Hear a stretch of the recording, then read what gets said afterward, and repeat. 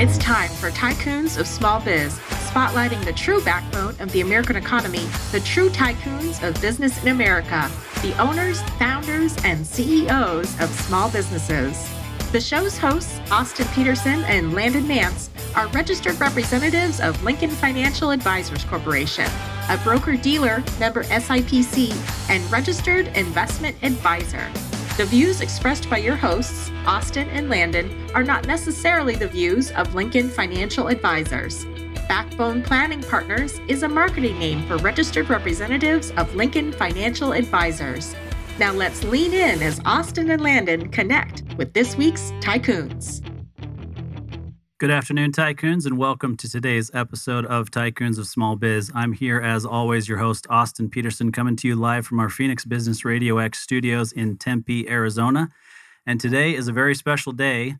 Landon Mance, my co-host, who has been absent from the show for several weeks, is now here with me. And not only is he here on the show, but he's here in studio. So, Landon, welcome to the studio. Yeah, happy to be here.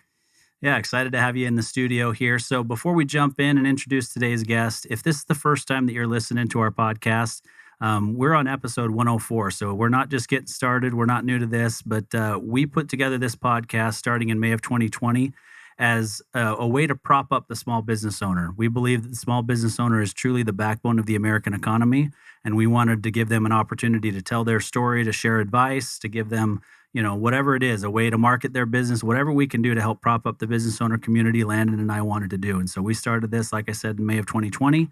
We're now on episode 104. And today we definitely have a tycoon in the studio with us today. And this is actually rare for us as well, a guest that is from out of state that flew in. We've had it happen one other time in 103 episodes where the guest flew in to be here in studio. So we're excited to welcome today's guest, Todd Ludlow, co-founder of the Chenoa Fund, who came in from outside a small town, I think it's Mendon, Utah, outside of Logan. Yeah, about an hour and a half north of, it's actually about an hour and a half north of Salt Lake, but yeah, it's right outside of Logan. Yeah, so we're glad you made it down here. It's probably a little warmer here today than it is in Logan. Most definitely. We had hail coming down yesterday morning, so... Yeah, I knew when I called my mom. My mom lives in Utah. My mom lives in Provo, but talked to her on Mother's Day, and she told me that it was snowing in Salt Lake, and she was glad that it was just raining in Provo. Yes. Yeah. Yeah, well, it's Utah weather. Yeah, the Utah Springs, right? Mm-hmm. I mean, that's exactly what my son said to my mother was, well, that's it. That's a Utah Spring for you, right, Mom or Grandma? Yep. Yeah. Yep. Just wait about 15 minutes and it'll be something completely different. Yeah, absolutely. All Phoenix knows is hot, hotter, and hottest. That's how they gauge their weather here. And from outside Arizona, we know visit Phoenix between the months of about September and May. Early May. Maybe late April, just to be safe. And I would actually probably not come until after November 1st if it were me coming from out of state. All right. Good to know. We know that if we can make it through Halloween, then we can kind of count on it being consistently below 100 degrees. All right. So Todd, we're excited to have you here in studio. And before we jump into kind of the business side of things and what you do with Chenoa Fund, tell us about you personally. Tell us about your family. Where did you grow up? Did you go to college? What did you study? All right. Yeah, I appreciate that. Let's see. I refer to myself as a Western mutt because I kind of grew up all over the West. I was born Provo, actually. Okay. My mom and dad were attending Brigham Young University. I was a BYU baby. When I was about 6 months old, they moved us to Oregon. My dad was a school teacher. He's a very conservative school teacher. He thought I was absolutely insane. First off, because my first job out of college was a commission job as a commission loan officer. He could not understand why anybody would want a commission job because you can't plan for anything. At least that was his, thoughts on the matter. And then the fact that I went into running my own businesses and things is just completely foreign to him. But anyway, lived in Oregon until I was about first grade. Then we moved to a little town called Fallon, Nevada, in the middle of the northern Nevada desert. And that's pretty much where I was raised, went to high school and everything there. I was the oldest, or I am the oldest. Actually, I was the oldest of 7. I'm now the second oldest of 8. My mom and dad, or my dad was, as a high school teacher, he had one of his students that one day just stopped. He just changed, kind of his whole dedication towards studying and things changed. And he asked him what was going on, and found out that he and he'd had a rough kind of, growing up, and he didn't have a place to live. He was kind of living with friends. My dad invited him to come live with us. And, about 20 years later, my parents adopted him. So that's how I ended up being the second oldest of 8 there. We ended up, I went to school at Brigham Young University, kind of, following my dad's footsteps. He encouraged me to go there, and they were willing to pay for it. They were willing to help me pay for it. I actually went on an ROTC scholarship. Okay. And decided after a year of the ROTC that the military life was probably not fit for my personality. So I dropped my electrical engineering career, and I began studying business through the Marriott School of Management there. Focused on finance at the time, not really knowing what it was, but I knew that I loved economics, and there was no way I was going to get a doctorate to be able to do anything in economics, so I was going to have to figure out how to do something in business.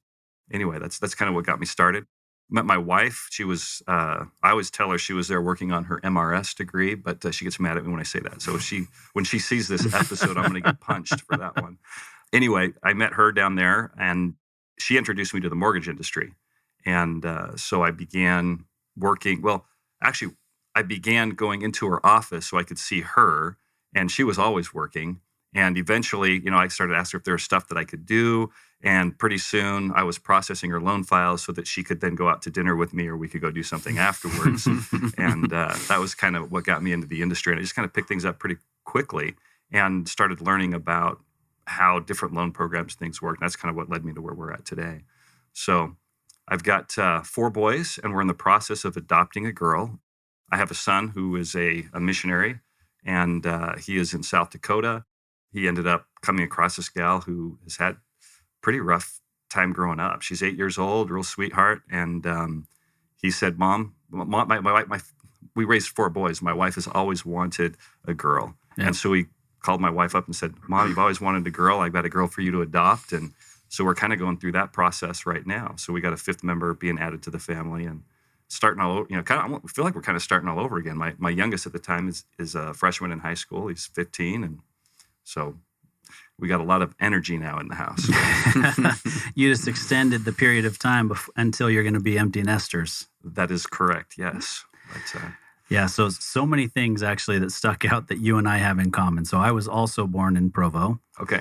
I went to the Marriott School of Management but for my MBA. So I got my MBA at BYU, undergrad at Cal State Fullerton in French, of course, because, who doesn't go into the finance, industry with a degree in French? But the other thing that I really keyed in on is you talked about your dad being conservative and thinking you were crazy going into a commission-only job and those sorts of things. And that was my wife. So my wife grew up in a very conservative household where her dad worked for the same company for 26 years. Her dad's 93 years old today, still living on a pension. Literally, he's been retired living on his pension longer than he worked for the company, right? So It didn't work out very well for the Ford Motor Company, right?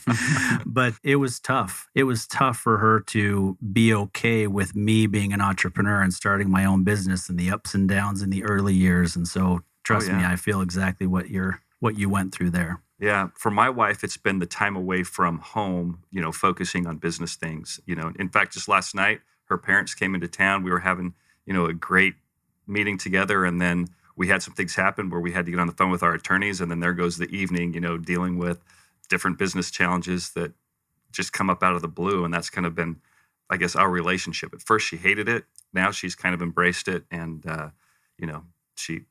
she's been a really good support. I think, having a spouse that supports any entrepreneurs is very important, because if you don't, it's not going to work out. Yeah, no, it definitely makes it tough. So how long have you and Kaylani been married now then? Let's see, we got married on December 28th of 1994. So we will be, 28? 30 years? 28 years this 28 year? years. Yeah. Yeah. Yeah, getting close to that big one. Yeah. Yeah. Got our first grandchild coming in June. My oldest son, we call him Boo. My oldest son was very energetic as a child. He was also very coordinated. He was 3 and 4 years old. He would climb to the top of the monkey bar or the top of the swing sets or the monkey bars. And rather than using them like they're supposed to, just walk back and forth across them. And, the other kids would want to get up there. And anyway, his younger brother came and our hands were full for a period of time. I can imagine, Landon, with your twins, how that must be. And so my oldest son's name is Boo. My second son, his name was T after an uncle, but it worked out perfectly because when they were giving mom grief, I would, be talking to mom and say, all right, boys, I'm going to come home and kick some booty when I get there if you guys don't behave. So they hate that joke. Well planned. So, all right. So let's fast forward. Oh, the other thing I was going to mention is my mother also raised 4 boys. Oh, really? And always wanted a daughter of her own. Now, she ended up remarrying my stepdad that I actually call my dad now and really the one who raised me. And he had a daughter as well. Okay. So she did get some exposure. But yeah, there's so many couples that I know that they literally keep trying because they want that daughter. And then they finally get to that point and they're like, you know what? I think we need to stop trying because I'm not sure we know how to make a girl. Well, side note, my wife has a brother and a sister. She's a family of 10. She's the oldest of 10. 9 of them survived. One died of SIDS when she was, I think 6 months old. But her sister had 4 boys, and her and her husband decided they were going to try one more time for another boy, ended up with twin boys. So they got 6 boys now. Brother did the exact same thing. 4 girls, decided they'd try one more time, ended up with twin girls, ended up with 6 girls. My wife said, we're stopping at 4. We're not testing fate the way your siblings did. Yeah. Yeah. So tell us about the Chenoa Fund. Tell us how that got started and where you are today. Yeah. Well, the concept for Chenoa Fund started back in 2006 with actually one of my business partners who at the time was my employer. We were providing a different type of down payment assistance in the mortgage space. It was called seller-assisted down payment assistance, which was legislated away in 2008 with the Dodd-Frank Act. And in 2006, basically the way the former concept worked was you would have a seller that would kind of raise their purchase price by 3.5% so that a nonprofit organization could give a buyer a down payment, and then the seller would repay the nonprofit organization after they sold their property. And that was kind of the way the down payment assistance worked back then. It was kind of a legal loophole that was created. It was originally started by a company called Nehemiah back in 1998 is when they first started doing their first transactions. And then that lasted until 2008 when it was legislated away. So I was working for him. I was his national sales director. At that time, there was a lot of scrutiny from FHA. There was a lot of concern about how the loans were performing and what was going to happen. And they weren't looking at the good programs. They were looking at the bad programs, which is often kind of the story. It's the bad actors out there that end up ruining things for the rest of us. Yep. But that particular organization, or as they were looking at that, I started thinking, you could really change this tremendously. Rather than using a Native American organization, I'd been introduced to Native American tribes. So rather than using a nonprofit organization, I was thinking, if you get involved with a government entity and a tribal organization is a government entity, you could create a really unique mortgage structure, one that's really actually supported by the federal government. They have a lot of different perks that you get as a governmental entity. And so I kind of tried the concept out back then in 2006. We partnered with a tribe up in North Dakota called the Lower Brule, or South Dakota called the Lower Brule Sioux Tribe. We were providing down payment assistance under the current model at the time, but we tried this new model where basically you are utilizing the security prices that you get when you trade your mortgages or when you deliver your mortgages to Wall Street to provide the down payment funds. So it results in a slightly higher interest rate for the consumer, but it gives them the down payment they need to actually be able to get into the house and lock in the price today rather than what we've seen over the last several years with price appreciation and people just not being able to save enough money to get in. Yeah. So that was kind of where we laid the foundation for the concept that we had. Back then, Phoenix has always been a strong market for FHA housing, for down payment assistance. It was one of the top markets that we operated in back then. It was the first market that really took off for us with the new concept as well. From 2006 until 2013, we were working on getting that concept to market. So it was due to the financial meltdown and some of the challenges that we face as a nation, it was a long lead time, but we had a vision of what we wanted to accomplish. We knew that it was possible. It was just, figuring out the trail that you needed to take to actually get to the summit. So I'm sure Landon wants to jump in, but so just explain to us what your why is in wanting to do this, right? I mean, I understand people get into doing mortgages, or people get into financial planning, or any industry, but everybody kind of has, a why. So for you, what was the why in saying, I want to try to put this together in a way that makes sense? It may be that you feel strongly about helping people to have home ownership as an option, and a lot of people can't save that down payment. But I'd love to hear from you what that why is. I love that question, by the way. We have that on the wall in our conference room. What is your why? Because we think each of our employees needs to have a why as to why they show up to work as well. From my perspective, I've always valued customer service. For me, customer service is the most important thing that you can offer. And I was originating mortgage loans. I dealt with a lot of state housing finance agencies and their down payment assistance programs, and they were horrible to work with. You would, you forgot to cross a T, and now they're not going to close the loan, or you're going to get delayed for another month or two in underwriting, or whatever the case was. It was just a very difficult process to have to go through.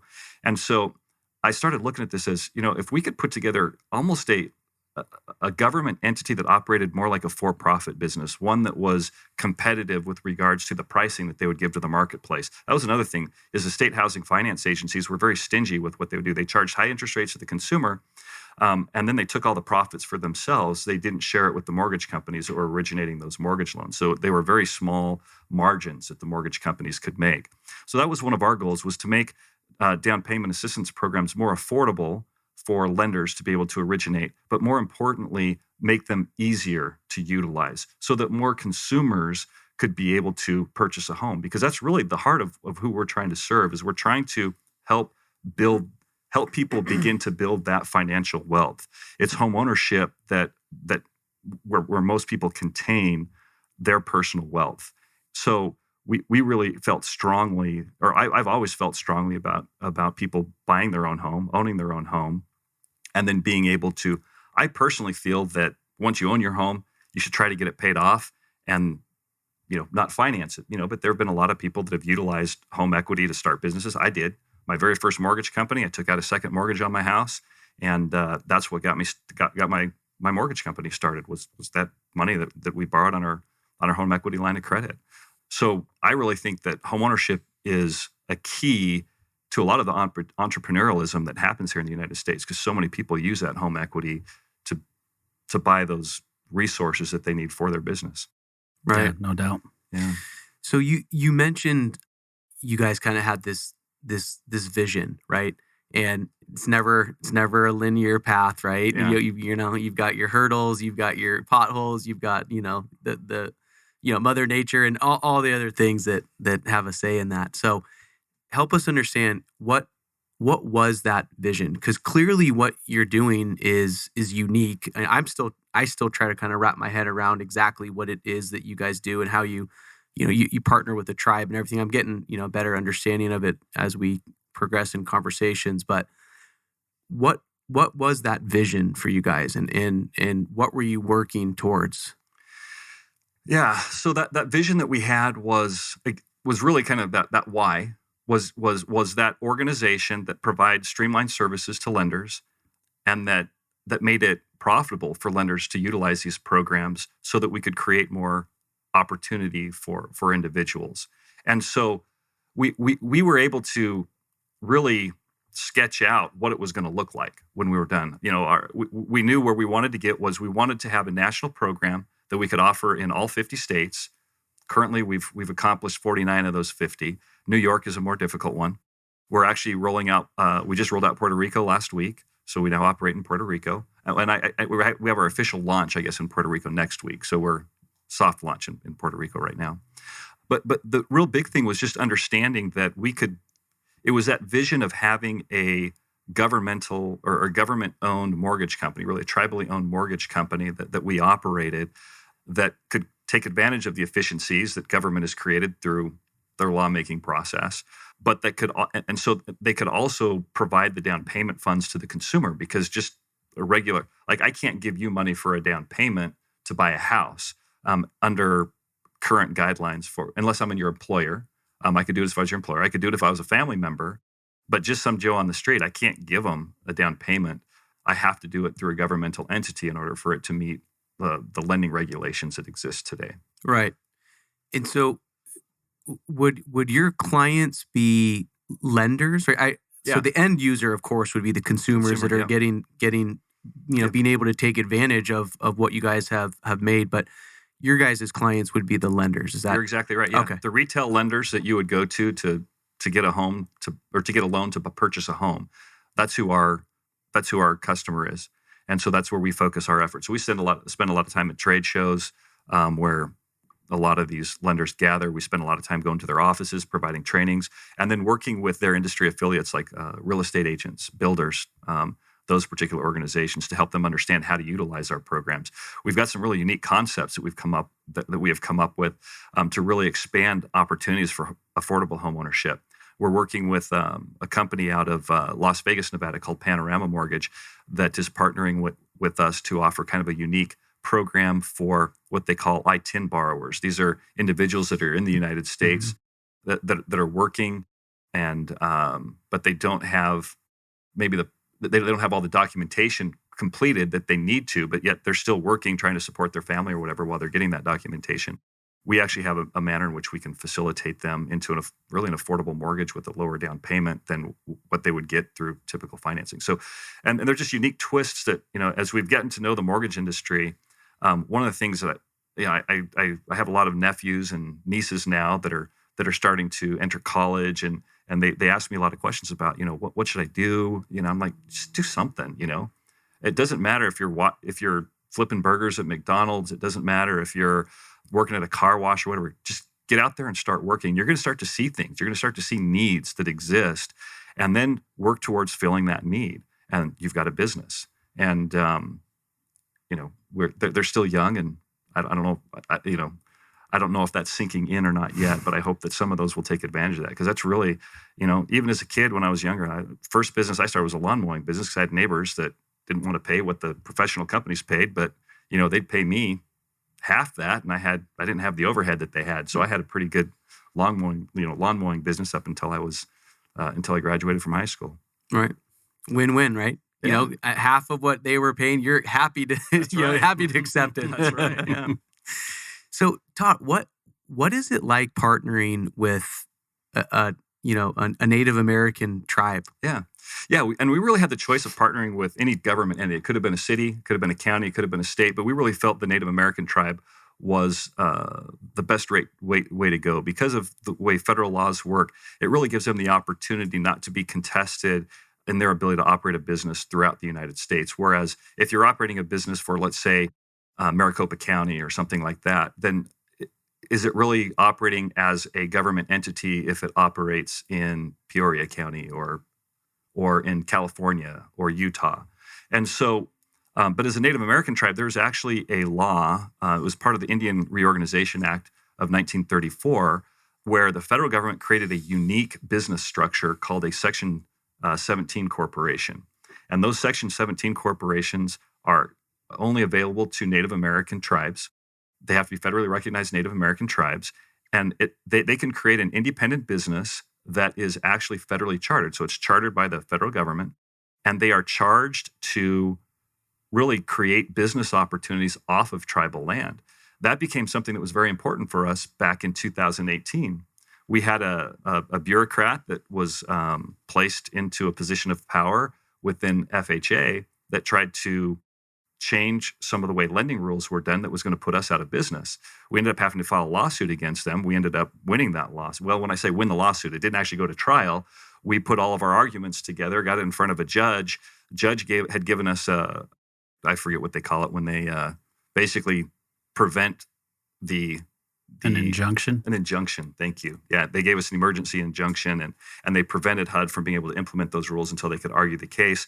We went through our arguments. We presented our side, they presented their side, and basically the judge pulled us off to the side and said, okay, these guys here, the Chenoa Fund, they've got some really strong arguments. And the arguments that you've provided here, FHA, unless you have some rabbit you can pull out of your hat, it's not going to look real good for you.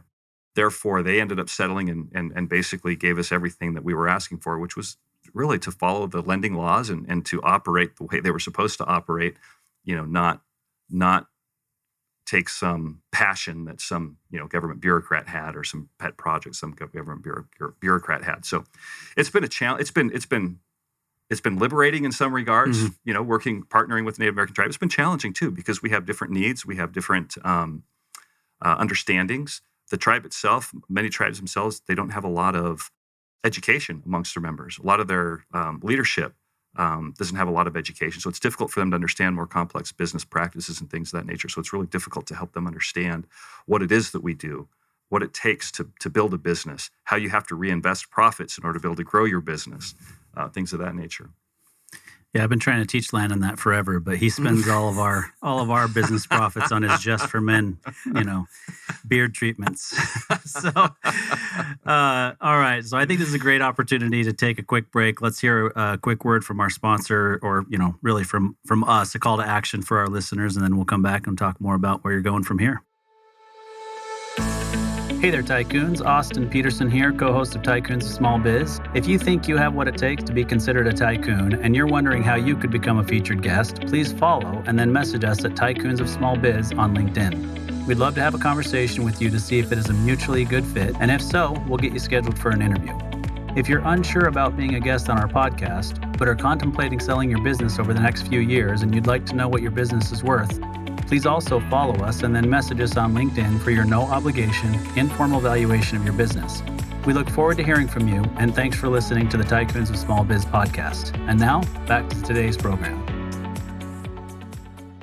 All right, Tycoons, welcome back. We're here with Todd Ludlow, one of the co-founders of the Chenoa Fund, who's here in studio with Landon and I, and we're talking about what they're doing at Chenoa Fund and helping with these down payment assistance programs and building a business doing it that's also, of course, is benefiting them, but it's also benefiting Native American tribes, potentially more Native American tribes as time goes on, is my understanding. So maybe you can speak to that, and then kind of just tell us a little bit more about how you guys make money, because I don't think that a lot of our listeners, business owners or non-business owners, understand how the mortgage industry makes its money. Let's start with that last part, because that is a difficult thing to understand. That was one thing that I found fascinating too. When I first started working with my wife in the mortgage business, she was originating mortgage loans. And I remember one of the fellow loan officers in the office describing how mortgage companies make money out of thin air. And I said, how on earth does, how much does that work? And really what it boils down to is you may lend somebody $100,000, but that $100,000 has an interest rate associated with it. And so that interest rate that's associated with it determines the revenue that whoever lends the money is going to make. If that interest rate is lower, obviously they're not going to make as much money. If the interest rate is higher, then they're going to make more money.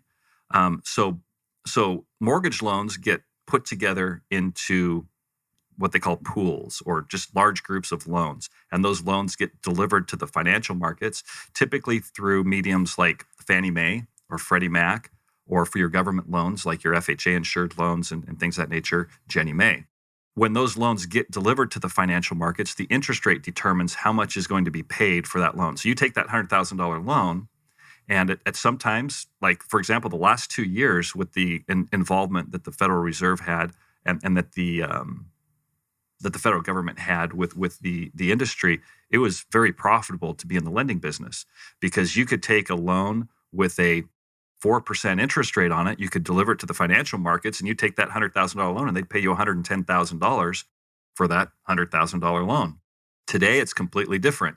It's completely flipped. Now that $100,000 loan, you're going to get paid maybe $102,000 for that $110,000 loan. Again, it's based on the interest rate. And now that interest rate isn't 4%, by the way, it's going to be 5.25%, 5.5%. Yeah. So interest rates have gone up. A lot of uncertainty has entered the market.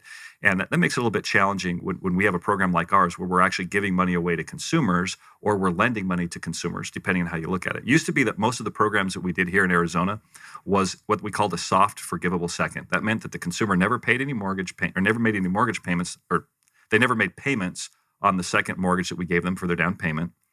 They were never charged interest on it. And as long as they made their payments on their first mortgage for 36 months, we forgave it. We just gave them the money and walked away. Unfortunately, we don't have the economics to be able to do that today. So today we're actually lending money to those particular consumers, and they make a regular monthly payment on that second mortgage. So the way we make money is when we're able to take a whole bunch of these loans and bundle them together. Instead of being paid $102,000 on that $100,000 loan, we may put together $500 million worth of loans or $1 billion worth of loans, and we'll deliver those to the market. And now maybe we get 103 and a half or something. Yeah. And usually we have to charge a slightly higher interest rate on the first mortgage to the consumer to be able to make the economics work. But, they pay 0.25% higher in an interest rate and they get a 3.5% down payment. It works out pretty good for the consumer because now, or up to a 5%. We've had times we've been able to offer 5%, 6% in down payment funds because of just the financial markets that are operating at the time. Again, right now, the financial markets are very uncertain. So it's challenging trying to be able to offer more. So most of our programs, again, are 3.5%.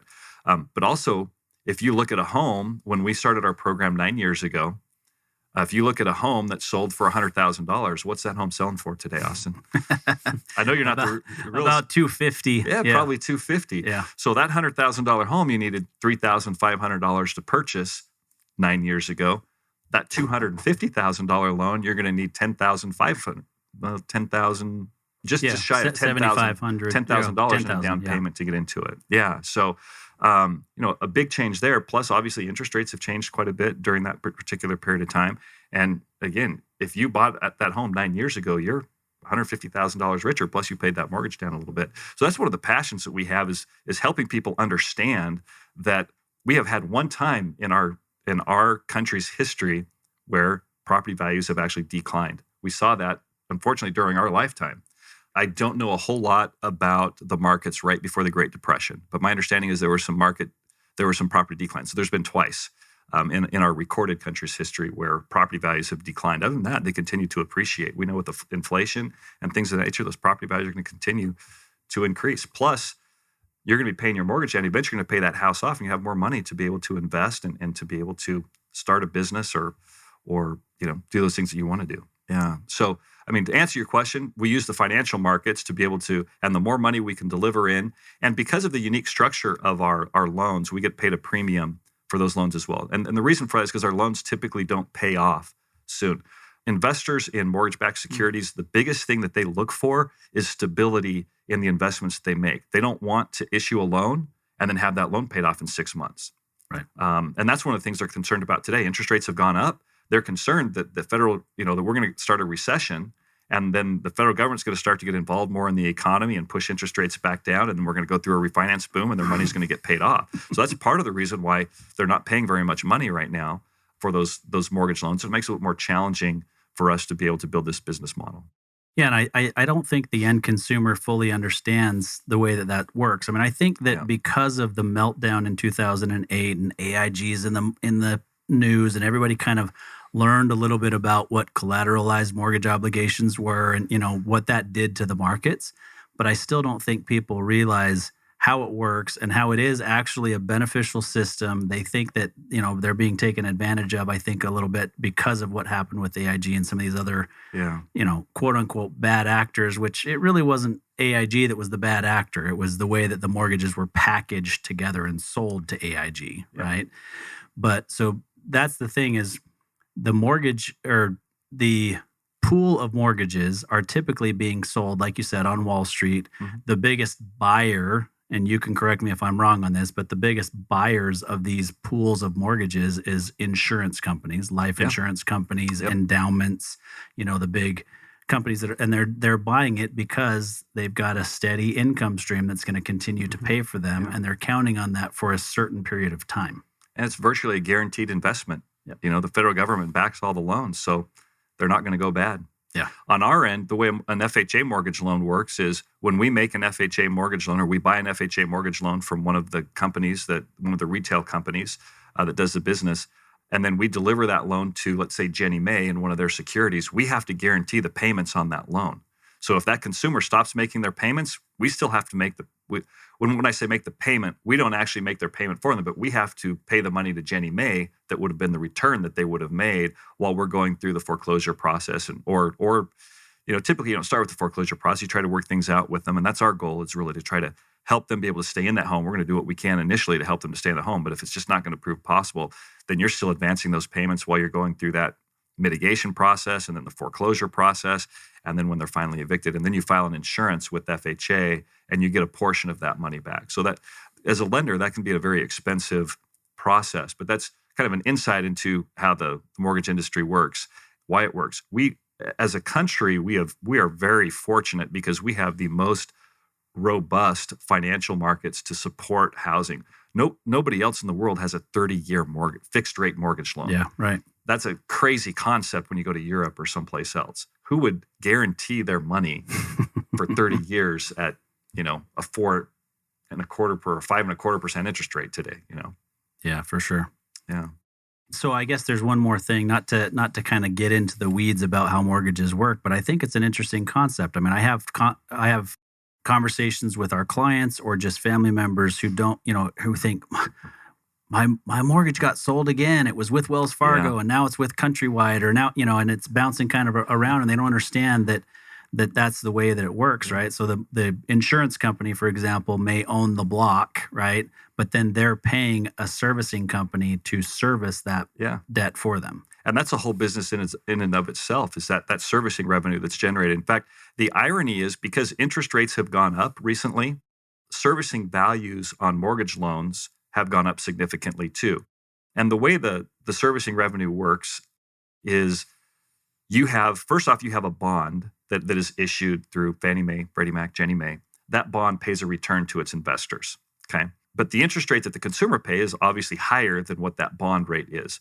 On an FHA loan, that bond can be up to 0.75%, or that interest rate on the mortgage loan could be up to 0.75% higher than the bond that's issued. Ginnie Mae is going to take a 6% guarantee fee, or a 6 basis point guarantee fee. Yep. What is that? 0.006%? 0.006%. Yeah. Yep. Or 0.006. Yeah. And then the remaining 69 basis points, or 0.69%, is servicing revenue. So for the next however long that loan exists, they're going to make 0.69% a year. It used to be, when I say used to be, over the last 2 years, because of the low interest rates and the volatility in the marketplace, you could sell that servicing value was roughly 1.5 to 2 times your annual revenue. Now it's up to 4.5, 5 times your revenue, depending on who's valuing that. So it's completely changed the dynamics of the servicing revenue on mortgage loans. But ironically, the bond market is down so low that it hasn't fully compensated for that. That loss in the bond market. Yeah, we're in a unique spot, I guess, with bond market and stock market where we are. But it's a really good economics lesson, right? Because it truly is based on supply and demand. So the servicing companies can command a higher rate now or they're receiving a higher rate now because interest rates have gone up. So the refi boom is probably going to slow down. So they can count on that revenue for a longer period of time. Yep. Yeah, it's an interesting lesson. At least it is for me. I mean, the listeners are probably thinking, Austin, enough with the math. Move on. No kidding. We're boring everybody now. I got just a kind of a tag along thought / kind of question to that. As you mentioned, it has not been a straight line for you, right? So, in any business, anyone that starts a business and has been doing it for 5, 10, 15, 20, or, a few decades, they've had their bumps, they've rode that roller coaster, right? And that's what's gotten them to where they are today. So if you look back at 08, 09, the crisis, all the stuff that you have been through the last 10, 15 years, what lessons are you taking from what you've learned to kind of help guide you into whatever we may be coming into right now, whether it's a recession? Obviously, interest rates are going up. We have several clients in Nevada and Utah and Arizona that are they're more on the broker side, right? Yeah. And they're saying their businesses are down 50 to 80%. Yeah. So what have you learned? What are some good lessons that you would learn that are going to help kind of guide you to navigate these interesting waters that we are kind of in, and maybe might get quite a bit more interesting here in the near future? Yeah. Probably the most important one has been during times of excess, when things are very profitable, invest, save your money. Don't go out and buy that new truck. Sorry I hope you're not being sponsored by any dealerships or anything of that nature. Don't go out and, you don't need to have a big house or a big mansion to live in. Buy something that meets your needs, but that you can afford the payment, you can comfortably afford the payment on. And when you start having that success, you don't need to, sell it and buy something big. You don't need to keep up with the Jones. Find out what's comfortable for you and reinvest. Don't just spend. And that's been very important for us, as we spent a lot of time just reinvesting profits that we've got. Today, we could not keep our business open had it not been for the reinvestment that we did over the last 2.5 years, because the economics are so bad. We haven't had to lay anybody off, and volume's down 50%. Part of that's because we've become very efficient. Another thing that I found is do what you can to maintain your good employees. Support them. Let them know what a good job that they do. We took our sales team on a little sales trip. We have an annual party where we have a lot of people, kind of like Landon not coming in to the studio. We have a lot of people that attend a lot of our meetings, or they work from home. They work remotely, but we try to get everybody together once a year to be able to spend time with one another, to get to know one another, because it's a lot harder to chew out your coworker when you know them than it is when they're just, a name on a piece of paper or just a name in the company roster. So we really do a lot to encourage our employees to get to know one another. And then really we focus on, it's an ongoing effort and training on customer service. We have a kind of a philosophy with our company that customer service actually is meaningless. It's customer loyalty that we value. And so we really want to go above and beyond and wow our customers.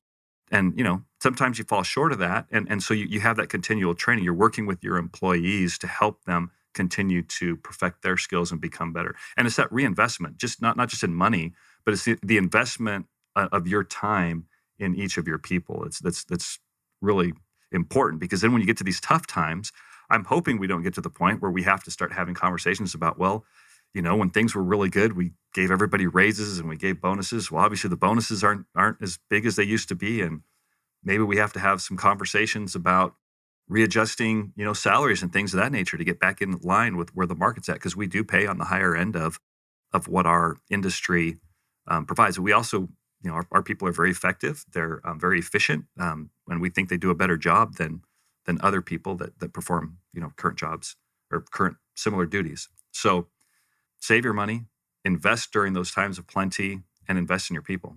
Love it. Yeah, I would sum that up with it's an old book, but I think that everybody should read it. The Millionaire Next Door. Yeah. Mm-hmm. I mean, it really is just about living within your means, and you don't need the nicest car. You don't need I'm a car guy. I buy cars. I like cars, right? But I don't buy like the really $250,000 expensive car, right? I mean, if I buy a car, it's a unique car that I maybe paid $20,000 for, because I like the uniqueness of it, and it does increase in value. But just be smart, right? Yeah. I mean, just live well beneath your means. I mean, with what I do for a living, if I jump in an Uber, they ask me what I do for a living, and I tell them, and the next question is always, what would you tell a guy my age, blah, blah, blah, right? I mean, and so the basic advice that I give is live on 80% of what you make, no matter what. Yeah. I don't care who you are, live on 80% of what you make. And if you're charitably inclined at all, it's a good tax strategy as well, but give 10% of it away, save 10% of it. If you do that, and I've got kids that are becoming adults now, and they're very aware of this, if you will live on 80% of your income, you will be fine for the rest of your life. That's a great strategy. Yeah, I agree. And speaking of cars, there was a particular car that I wanted, but I knew what the price tag was. And I wasn't, I'm not going to spend that much money on a car. I just kind of waited around, I'd watch the classifieds and things of that nature. I ended up finding a totaled version. So it was a branded title, but I got the exact car that I wanted, branded title, for a quarter of what I would have paid for it had I gone to the dealership and bought it new off the lot. So you're right. You just, if you identify things that you want, figure out how you can get it that's in your budget. Don't just go, don't make that emotional purchase and run down to whether it's the dealership or the mall or whatever it is and make that emotional purchase. Yeah, for sure. It's cool how things tie together sometimes, because when you made the comment about the truck, and you made the comment about Millionaire Next Door, actually, I just read that book last year. And, it really helped me to kind of better understand where some of my own financial thoughts and inclinations and habits kind of came from. And one of the biggest takeaways from that book actually was they help to draw a comparison when you're looking at a vehicle, which is if you're going to go out and buy a vehicle, let's say the vehicle's, I don't know, $50,000.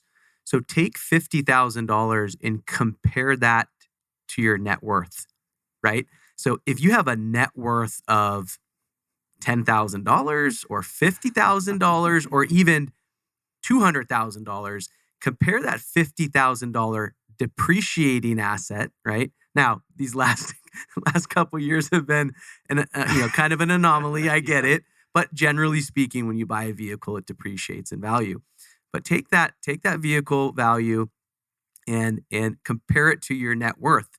And if it is more than your net worth, or it's anywhere close to 25 or 50%, you probably ought to reconsider buying, a vehicle that's that expensive. I remember when my buddies were all graduating from college. I graduated years after them because I took some time off and I had a really lengthy college career. But my buddies were all graduating from college at the same time. And what's the first thing they all did? Bought a brand new Lexus. Eric, what's up? Henry bought a brand new Dodge Charger.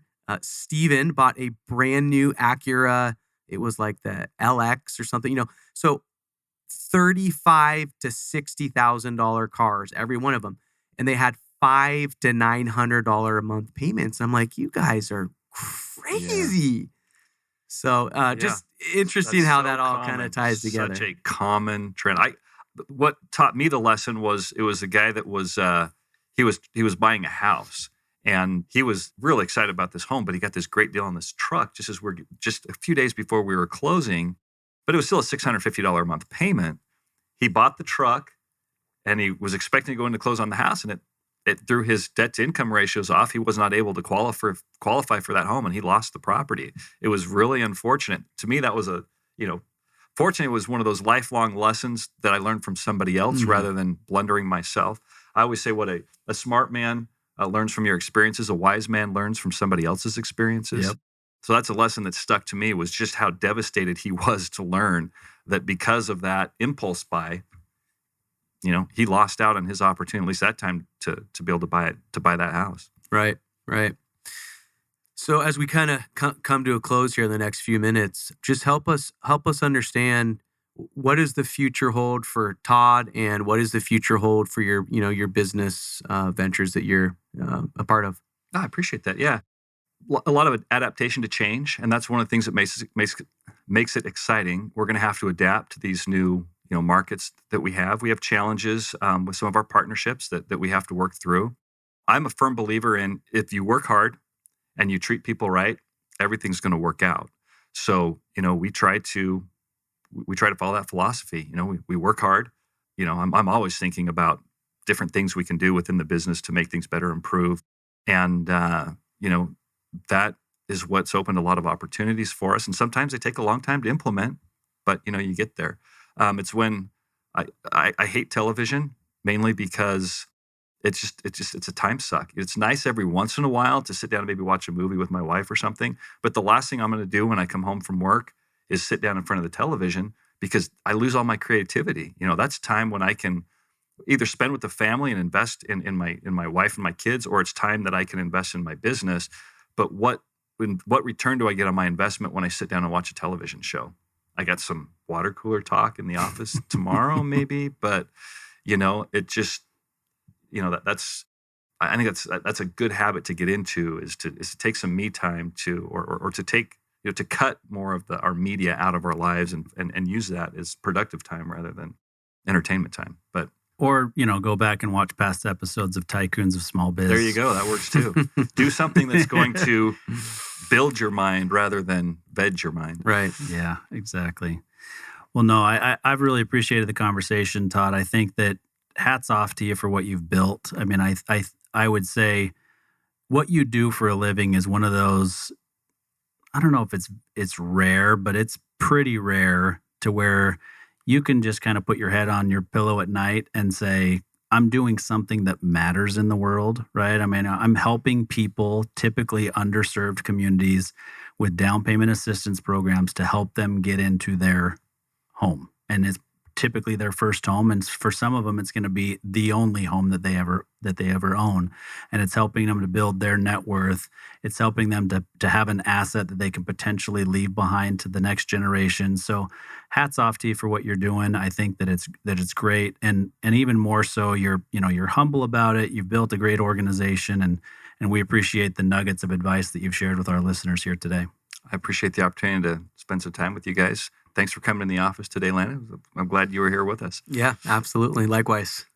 All right. So last thing I'll give for you an opportunity, if you want to share a website or phone number, LinkedIn profile, anything that you'd like, if any of our listeners wanted to reach out to you and get a hold of you. Yeah, our website is chenoafund.org. That going there, whether you're a lender or you're a consumer, you can find more about how you can utilize down payment assistance to purchase a home or get connected with a lender that will help you to be able to buy a property utilizing one of our down payment assistance programs. And, other than that, I mean, that's probably the best place is, again, chenoafund.org. That we have that trademarked, and that'll follow us around, no matter what changes we have to do within the marketplace to be able to continue to provide that support. Awesome. Thanks again for being here, and thanks for listening, Tycoons. Thanks, Todd.